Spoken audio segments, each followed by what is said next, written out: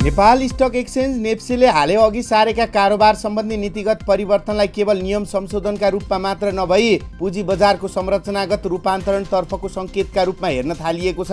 बजारलाई थप गतिशील, तरल र अन्तर्राष्ट्रिय अभ्याससँग नजिक लैजाने उद्देश्य सहित ल्याइएका यी व्यवस्थाहरूले नेपाली पुँजी बजारको दिशा, गति र व्यवहारमा दीर्घकालीन प्रभाव पार्ने सम्भावना बोकेको विश्लेषण गरिएको छ। नयाँ संरचना अन्तर्गत दैनिक मूल्य उतार चढावको सीमा 10%बाट बढाएर 15% पुर्याइनु सबैभन्दा महत्त्वपूर्ण परिवर्तन मध्येको एक हो। मूल्य सीमाको विस्तारले बजारलाई कृत्रिम नियन्त्रण भन्दा बाहिर ल्याएर माग आपूर्तिमा आधारित नेचुरल प्राइस डिस्कभरी तर्फ लैजाने प्रयासका रूपमा बुझिएको छ। विकसित बजारहरूमा मूल्य स्वतन्त्र रूपमा चल्ने वातावरण हुँदा कम्पनीको वास्तविक मूल्य छिटो पत्ता लाग्ने र बजारमा रहेको सूचना तत्काल मूल्यमा समावेश हुने अभ्यास स्थापित छ। सोही सन्दर्भमा नेप्सेको यो कदमलाई प्राइस इफिसियन्सी बढाउने दिशातर्फको प्रारम्भिक प्रयासका रूपमा हेरिएको छ। तर बुल मार्केटमा अत्याधिक नाफा र बियरिस मार्केटमा अत्याधिक डाउनको सामना भने लगानीकर्ताले गर्नुपर्नेछ। प्री ओपन सेसनमा 5% सम्मको मूल्य उतार चढावको अनुमति दिइनु पनि त्यत्तिकै महत्त्वपूर्ण पक्ष हो। यसले बजार खुल्नु अघि नै खरिद बिक्री चापलाई सन्तुलनमा ल्याउने र सुरुवाती कारोबारलाई व्यवस्थित बनाउने अपेक्षा गरिएको छ।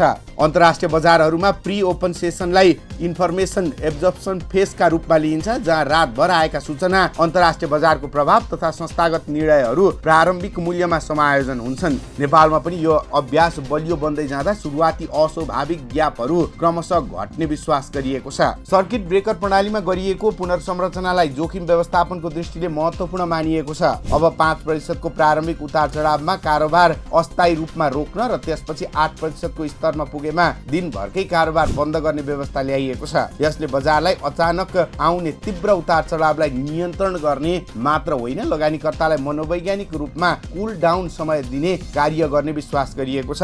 न्युयोर्क स्टक एक्सचेन्ज जस्ता विकसित बजारहरूमा पनि बहुतह सर्किट ब्रेकर प्रयोग हुँदै आएको छ, जसले 1987 को ब्ल्याक मन्डे जस्ता ऐतिहासिक घटनापछि बजार स्थायित्वमा महत्त्वपूर्ण भूमिका खेलेको मानिन्छ। यी नीतिगत सुधारहरूको सबैभन्दा ठूलो सकारात्मक पक्ष भनेको तरलता अभिवृद्धिको सम्भावना हो। मूल्य उतार चढावको दायरा फराकिलो हुँदा एकै दिनमा ठूलो मूल्य परिवर्तन सम्भव हुने भएकाले सक्रिय ट्रेडर र संस्थागत लगानीकर्तालाई बजारमा आकर्षित गर्ने क्षमता बढ्छ। यसले कारोबारको परिणाम वृद्धि गर्दै मार्केट डेप्थ सुधार गर्ने अपेक्षा गरिएको छ।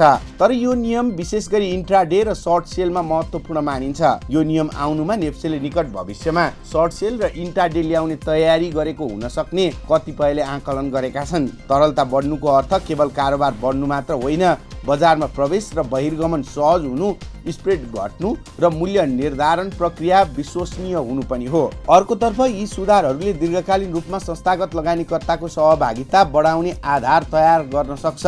अन्तर्राष्ट्रिय अभ्याससँग मिल्दो जुल्दो संरचना हुँदै जाँदा म्युचुअल फन्ड, बीमा कम्पनी, पेन्सन फन्ड तथा वैदेशिक लगानीकर्ताका लागि बजार थप आकर्षित बन्ने सम्भावना रहन्छ। संस्थागत लगानीकर्ताको उपस्थिति बढ्दै जाँदा बजारको अस्थिरता कम हुने, दीर्घकालीन लगानी प्रवाह बढ्ने र स्मार्ट मनीको भूमिका सुदृढ हुने देखिन्छ। यद्यपि नेपाली बजारको वर्तमान धरातललाई हेर्दा केही संरचनागत चुनौतीहरूलाई पनि सँगसँगै सम्बोधन गर्नुपर्ने देखिन्छ। प्रविधिगत पूर्वाधार अझै सुदृढ हुन बाँकी छ। कारोबार प्रणालीमा देखिने अवरोध, अर्डर व्यवस्थापनको असन्तुलन तथा डेटा प्रवाहमा हुने ढिलाइले बजारको विश्वसनीयतामा प्रश्न उठाउने गरेको छ। बजारको गति बढ्दै जाँदा यस्ता प्रणालीहरूले यसलाई सहज रूपमा धान्न सक्ने क्षमता विकास गर्नु अपरिहार्य देखिन्छ। त्यसैगरी बजार अझै पूर्ण रूपमा सन्तुलित संरचनामा पुगेको छैन। विकसित बजारहरूमा प्रयोग हुने सर्ट सेलिङ, डेरिभेटिभ्स तथा हेजिङ उपकरणहरूको अभावले मूल्य सन्तुलनमा चुनौती थप्ने गरेको छ। यस्ता उपकरणहरू क्रमशः भित्र्याउन सकिएमा बजारलाई टु वे बनाउँदै जोखिम व्यवस्थापन थप प्रभावकारी बनाउन सकिन्छ। साथै सेटलमेन्ट प्रणालीलाई छिटो र प्रभावकारी बनाउँदै पुँजी परिचालनलाई तीव्र बनाउनु पर्ने आवश्यकता पनि उत्तिकै महत्त्वपूर्ण छ। लगानीकर्ताको व्यावहारिक पक्ष पनि उत्तिकै निर्णायक रहने देखिन्छ। नेपाली बजारमा अझै पनि भावनामा आधारित लगानी प्रवृत्ति हावी रहेको अवस्थामा मूल्य उतार चढावको दायरा बढ्दा यसले मनोवैज्ञानिक असर पार्न सक्छ। तर दीर्घकालमा यस्ता सुधारहरूले बजारलाई क्रमशः परिपक्व बनाउँदै लगानीकर्तामा विश्लेषणात्मक सोच विकास गराउने अवसर पनि सृजना गर्नेछन्। समग्रमा नेप्सेले अघि सारेका यी नीतिगत परिवर्तनलाई पुँजी बजारको आधुनिकीकरण तर्फको महत्त्वपूर्ण आधारका रूपमा लिन सकिन्छ। अन्तर्राष्ट्रिय अभ्यासबाट प्रेरित यी कदमहरूले बजारमा नयाँ ऊर्जा, अवसर र आकर्षण थप्ने सम्भावना प्रबल देखिन्छ।